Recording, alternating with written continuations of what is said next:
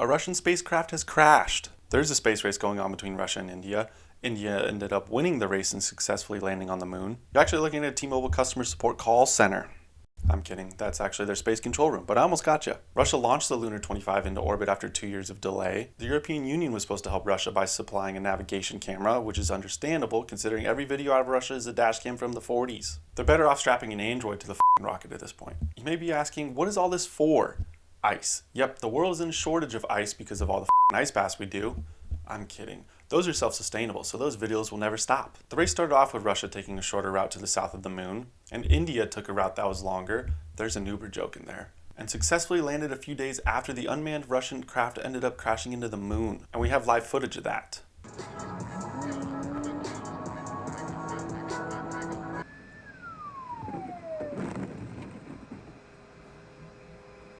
Ladies and gentlemen, the Semi-Daily Night Show with Gary TV, your host, Gary. Tonight's ceremonial first pitch. And please welcome the President of the United States. We did it, sir. Just making sure you're paying attention. Welcome to the Semi-Daily Night Show. Speaking of Russian craft exploding, Prigozhin. A Russian airplane that had Prigozhin, the former leader of Wagner Group that almost led a Russian coup on it, has crashed. Now the reports are about as trustworthy as a Gen Z kid's resume. Some are saying there was a missile and some say there was an explosion on board that caused the event, and only one man knows what really happened. But the former hot dog Hitler, or Glizzy Ghoul, has been confirmed to be in the wreckage. Putin denies being behind the crash like I deny having more than 2 beers when I golf when my girlfriend asks, but we all know the truth here. On the topic of leaders going down, Trump's mugshot has dropped, and the responses were interesting. Ilhan Omar came out in support saying he's about that thug life. And that's almost as thug as violating campaign finance laws, like she did. Cenk from the Young Turks, a YouTube channel for people who drink soy milk and watch Hassan, gave his thoughts. We have the mugshot. Donald Trump's first mugshot. This is a long time coming. Look at that scowl. He's such a goofball. This felt like SportsCenter for people who never got picked for any sports. Even President Biden called him handsome. I don't know about handsome. That looks like the face I make when I get asked a question on Zoom, but I wasn't paying attention. Jesse Waters, the Fox News host, said, "He looks good. And he looks hard. Hold up. Run that back. And he looks hard." What do you mean by that? I haven't seen this many people compliment a man's look since Dylan Mulvaney. And Trump, in true business fashion, has pivoted and begun selling merch to fundraise. And Trump, if you're looking for a designer, let me know, because I'm going to release these shirts soon. This was Trump's 4th indictment, and it feels like they hand out indictments like Costco samples pre-2020. A few people on Trump's team were also arrested, including the human meatball Rudy Giuliani, who helped create the RICO charge that he used to arrest mobsters. Creating a law to arrest people that is later used to arrest yourself is just political karma. That should be a movie that Gerard Butler's in. The same DA also jailed Young Thug. The former president has said the DA had an affair with the leader of Young Thug's gang. And they say, I guess they say that she was after a certain gang and she ended up having an affair with the head of the gang or a gang member. And this is a person that wants to indict me. She's got a lot of problems. It might be true, but something that probably isn't true, anything said at the GOP debates. The GOP debate happened and it was so boring the Republican parents probably fell asleep 10 minutes into it. So raise your hand if you think a debate without Trump is as boring as anything past season 5 of The Walking Dead.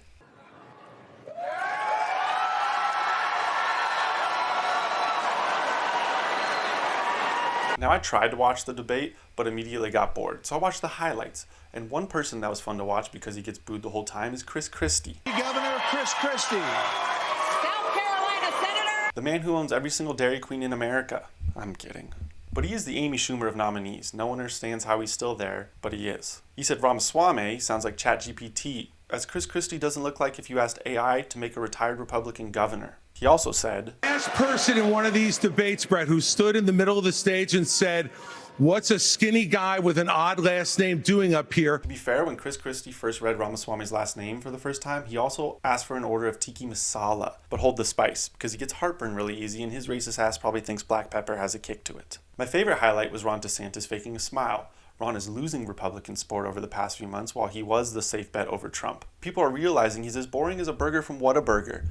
That place is trash. What is wrong with you drug addicts? Robotic Ron is the type to have the instruction to smile written into his campaign notes. But we can't forget about Mike Pence, who had some jabs at Ramaswamy, even saying he will explain things slow for him, which is hilarious. A man whose beliefs are so slow to change, he thought smoking doesn't cause lung problems as late as 2000. Then the last time Mike Pence got coverage like this is because a fly thought he was a pile of dog shit.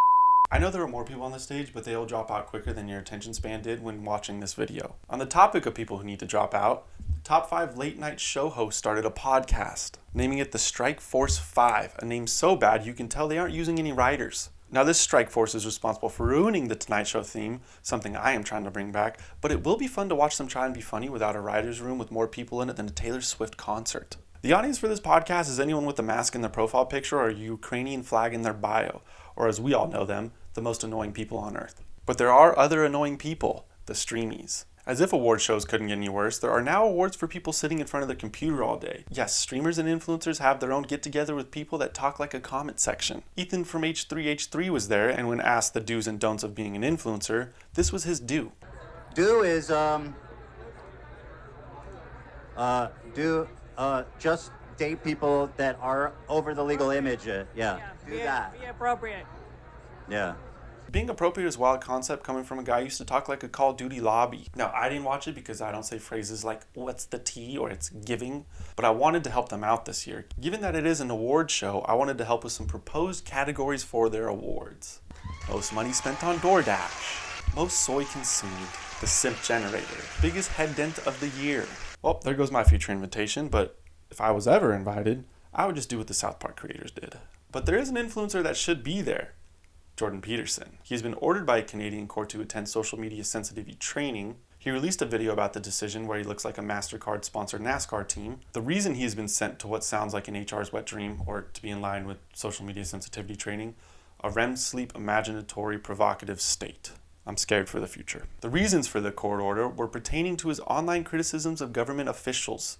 If we have to go to social media sensitivity training for making fun of politicians, I'm f***ed. That's all I do.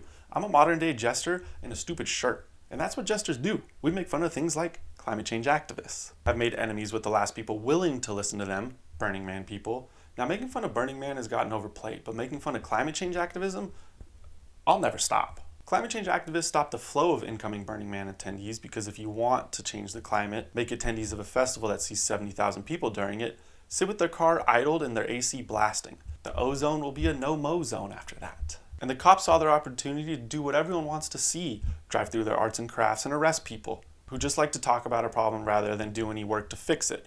And when challenged by the cops, they just lay down and did nothing. And that pretty much represents the work they've done to help with the climate. Now, if only they spoke up about Fukushima's radioactive water. Treated radioactive water from Fukushima is being released in the Pacific Ocean, and I wouldn't be surprised if the CDC says it's safe and effective. The treated water comes from nuclear waste that was stored in tanks from the Fukushima earthquake in 2011. And at least they're telling us, unlike they did when the reactor was leaking into our oceans after the earthquake. Now, to be fair, the rain Hurricane Hillary brought to LA probably released enough chemicals into the ocean, Walter White would have smiled. Open the door. I am chronically online, fuck. And that isn't the only thing being poured out. France is pouring out 80 million gallons of wine. That's enough to fill 100 Olympic-sized swimming pools, or what I like to call it, Ryan Lochte's Friday night. What happened to that guy? The world is drinking less, and it's all because of our guy Andrew Huberman probably. And the wine market in France is shrieking.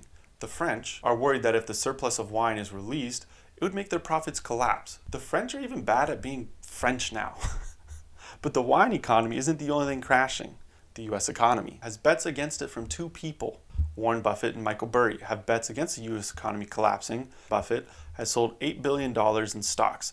No, Zelensky, those billions aren't for you. He is stockpiling cash, which he typically does when there is bad economic signals in the future. He also plans on spending it all on McDonald's and Coca-Cola. You gotta respect a man that crushes Coca-Cola every day. Michael Burry, who predicted the housing crisis, also has a short against the stock market that would yield him $1.6 billion. Zelensky, get out. Now, Michael Burry is more of a one-hit wonder than Fetty Wap. He has placed numerous shorts that didn't work out before, so I wouldn't worry too much. But when Buffett sells and can make billions, the world gets nervous, except this fucking guy. We'll do it live. We'll do it live!